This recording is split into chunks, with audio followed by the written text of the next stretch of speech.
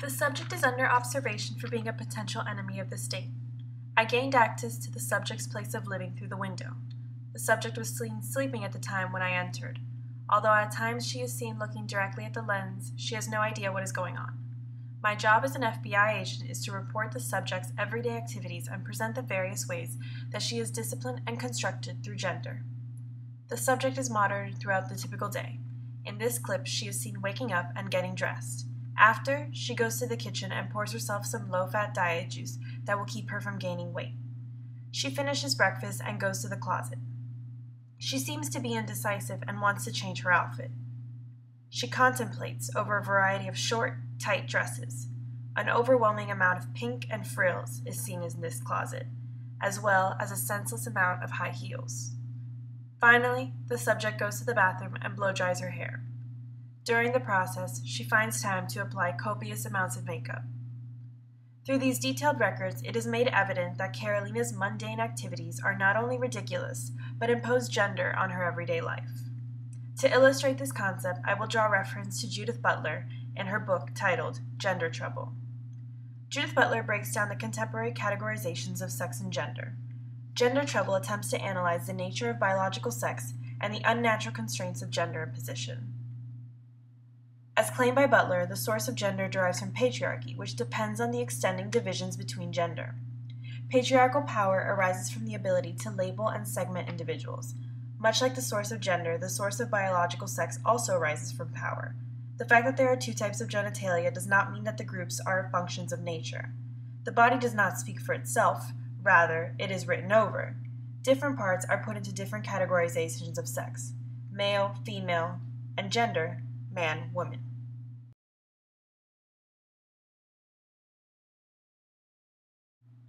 Performativity is understood to be the stylized repetition of acts.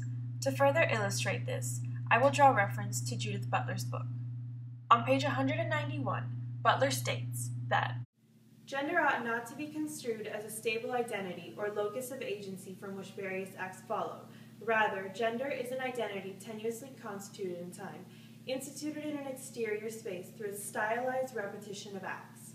The effect of gender is produced through the stylization of the body, and hence must be understood as a mundane way in which the bodily gestures, movements, and styles of various kinds constitute the illusion of an abiding gendered self.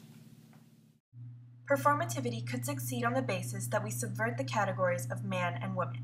As stated previously, repetition matters because it makes actions more tolerable. Carolina is always performing a gender. Through the various clips, we see that she is inhabiting a role and acting feminine as a result of the implications placed upon her biological sex. In order to break away from this, she would have to take her biological entity and play the different roles that disrupt the unity between biological sex and femininity. Butler draws reference to drag queens and the performance that arises from drawing upon the distinction that, quote, between the anatomy of the performer and the gender that is being performed, but we are actually in the presence of three contingent dimensions of significant corporeality: anatomical sex, gender identity, and the gender performance. If the anatomy of the performer is already distinct from the gender of the performer, and both of those are distinct from the gender of the performance, and then the performance suggests a dissonance not only between the sex and performance, but sex and gender and performance. As much as drag creates a unified picture of a woman, it also reveals the distinctiveness of those aspects of gendered experience which are falsely naturalized as a unity through the regulatory fiction of heterosexual coherence. In imitating gender, drag implicitly reveals the imitative structure of gender itself, as well as its contingency. As we can see, much like the drag queen or the crossdresser, Carolina is also parodying her gender. Her daily routine illuminates the idea that she is acting in accordance to the unnatural elements of her gender. By highlighting the fact that gender is a role that can be inhabited, there is a possibility of disturbing the clear space between masculinity and femininity. The point of the subversive acts is to raise other possibilities. This is the way that performativity could succeed. The subject and I have spoken to a certain extent. It turns out that I'm not as good of a spy as I thought I was. I asked her to show me around campus and point out the various ways in which she is protected and monitored.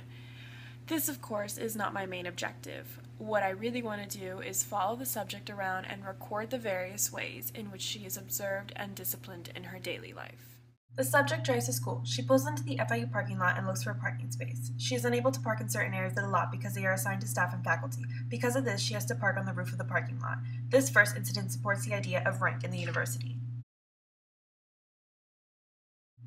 The map illustrates the divisions in space and rank throughout the entire university. Specifically, the map indicates the areas designated for students only.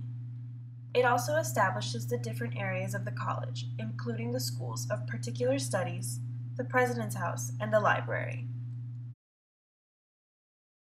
After she parks, she is seen walking into the SIPA building where she has class.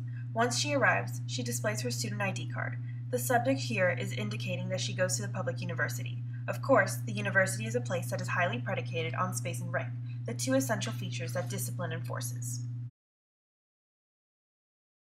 While she is waiting for class to start, she takes it upon herself to point to the various cameras in the SIPA building, stating that they serve to protect the community. Foucault would argue that the cameras serve to supervise the masses, and that this surveillance is a critical tool that permits the various forms of discipline to succeed. According to Foucault, power knowledge refers to the idea that there is no field of power without the corresponding fields of knowledge. In a sense, it is not what you know, but your ability to generate knowledge. This is true power. Knowledge implies the existence of power relations. The two individual forces, power and knowledge, influence and prop each other up. Power then controls knowledge, and vice versa. The episteme of discipline drew its inspiration from two historical events, the Great Confinement and the Plague. The Great Confinement brought about a drastic shift in the penal practice. Foucault indicated that during the Middle Ages, lepers were physically excluded from society. They were sent to live in secluded communities where they would not risk contaminating other people. Foucault notes that as leprosy disappeared, the secluded homes and communities were left uninhabited. This is where the idea of the confinement came into effect. The realization came into play, and suddenly delinquent populations were forced into secluded imprisonment where they were, quote, inserted in a fixed place in which the slightest movements were supervised, in which all events were recorded, close quote, 197. The plague inspired the episteme of discipline in a different way. It was more of an anatomy of detail that introduced the idea of segmentation and observation. Rather than the, quote, binary division between one set of people and another, it called for multiple separations, individualizing distributions, an organization in depth of surveillance and control, an intensification and ramification of power, close quote, 198. Essentially, the plague instructed disciplinarians to fragment, differentiate, and observe. Discipline enforces two dimensions, space and rank. Space can be referred to as partitioning. Rank refers to neither the territory nor the place, but the one place that occupies in a classification. Foucault mentions that, quote, discipline is an art of rank, a technique for the transformation of arrangements. It individualizes bodies by a location that does not give them a fixed position, but distributes them and circulates them in a network of relations. Close quote, 146. In order for space and rank to succeed, surveillance is required. Thanks to the techniques of surveillance, the physics of power, the hold over the body, operate according to the laws and optics of mechanics, according to a whole play of spaces, lines, screens, beams, degrees, and without recourse, in principle at least, to excess, force, or violence. It is a power that seems all the less corporeal in that it is more subtly physical. The subject believes that she is free to do what she wants. This is not the case. Even in her own home, she is being disciplined through the various dimensions of surveillance, space, and rank. As you can see, she is being monitored by a camera when she parks her car, and her room is segmented from her parents in regards to space and rank. Discipline is therefore ubiquitous and inescapable.